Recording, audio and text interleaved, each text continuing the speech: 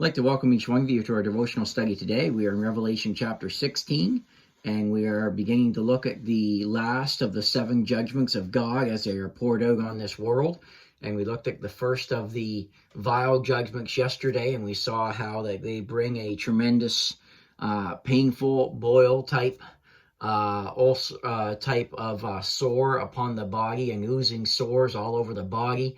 And now as we come into verse 3 of Revelation chapter 16, we'll notice the second one of these vials that are poured out, bringing a plague on the sea. It says there in Revelation 16 in verse 3, "And the second angel poured out his vial upon the sea, and it became as the blood of a dead man, and every living soul died in the sea." So when the second vial is poured out, the waters of earth's oceans are corrupted and become like the blood of a corpse.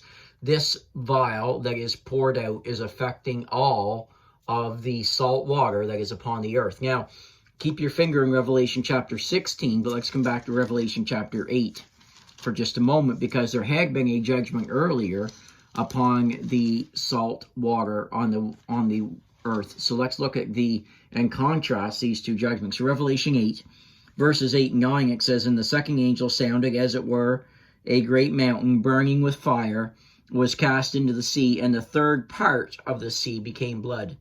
And the third part of the creatures which were in the sea and had life died, and the third part of the ships were destroyed." So as we look at it back in Revelation chapter 8, in the judgment that is there, we find out that it was the second trumpet judgment was administered there, and in that 1/3 of the sea became blood. 1/3 of what was living in the sea died. 1/3 of the ships in the sea are destroyed. Here we see that it is all of the salt water, that the disaster is worldwide, that the disaster is complete, that it is thorough. When this plague is poured out in Revelation chapter 16 in verse 3, as the second vial judgment is poured out upon the earth, every creature that is in the sea will die. The seas will become vast cemeteries. Beaches will no longer attract the sun worshipers and the pleasure seekers as they do today, but rather all of the beaches in the world will reek with the stench of death, as all that is in the sea that has died, and the blood of the sea rolls up onto the beaches of this world. And instead of being thronged with crowds of sunbathers, the world's beaches will be choked with rotting carcasses of billions of dead sea creatures that are there on the land. And when this occurs, you can imagine and you can see right quickly how the entire world will be affected as this happens to the salt water of the earth. Stop and think about this for just a moment. Approximately 70% of the surface of planet Earth is covered in ocean.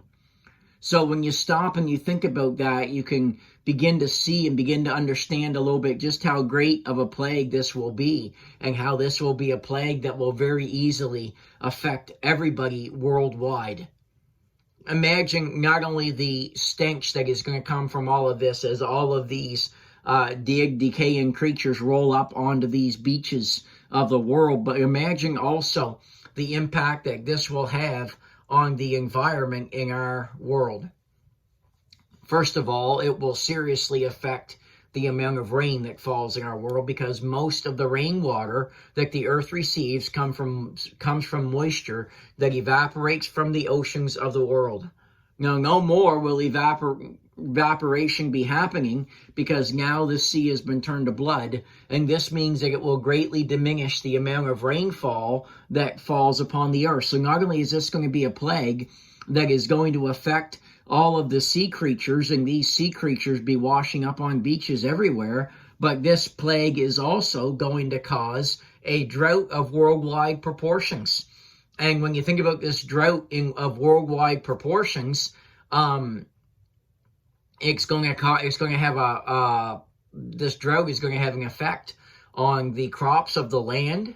The land will not be producing the way that they are used to the land producing, because of the fact that there is a drought, because the rain is seriously diminished. Not only that, but also consider the fact that the world is largely dependent on the oceans for its food supply. Literally, billions of people receive the abundance of their daily food supply from the ocean. When you stop and think about all of the commercial fishing industry, for example, and how much of the world is dependent upon that for food. Without that source of food, and with the drought that is going on, millions will face starvation. And not only will food supplies be drastically affected, but so will commerce and shipping. We saw that back in Revelation chapter 8 and in verse 9. It said there, Revelation 8, verses 8 and 9, the second angel sounded, and as it were a great mountain burning with a fire was cast into the sea, and the third part of the sea became blood, and the third part of the creatures which were in the sea died, and had life died, and the third part of the ships were destroyed. So as the ocean becomes blood, and all of these creatures die, also it's going to destroy the shipping industry, so that no longer will there be shipping by the water. And the socio-economic impact of this plague will devastate the earth. And what we're seeing as we come into this is this: mankind has got to the place in their life where they are choosing to trust everything but God. They're choosing to ignore God as being the one who has given them all things. They are choosing to ignore the fact that it is God who gives them breath and gives them strength so that they are able to do what it is that they want to do. And sadly, that mankind are taking the goodness of God, the grace of God, and the provision of God for granted in their life. And as we look at these plagues that are taking place in the tribulation period, one by one, God is going to tear down all the things that men take for granted. And they're unthankful toward God, and God, one by one, removes those things that man has been taking for granted in his life. And man will then realize that truly God was and God is the source of their provision. But not only is he going to take and remove these things they take for granted, but he is also going to remove all of these props that man has trusted in and help them to see the foolishness of trusting into things of the world. Friends, Jesus Christ is the only one that we can trust in that will bring deliverance. And for these people at this point, it will be too late. In the first plague, their health is destroyed. Now, that was in vial number 1. Now, the oceans are destroyed, and the coastal regions of every nation in the world will become abandoned wastelands as the oceans are transformed into vast seas of death.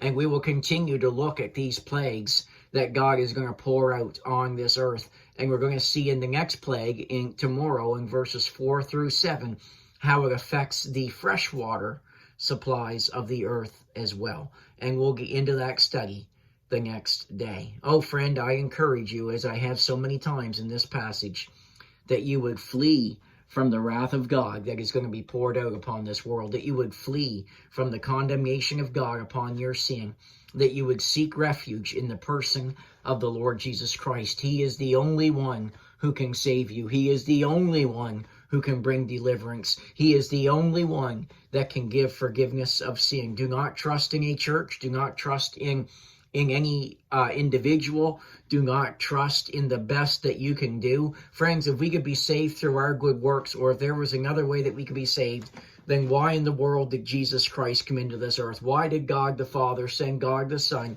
to go through what he went through if there was another way for you and I to have salvation provided for us?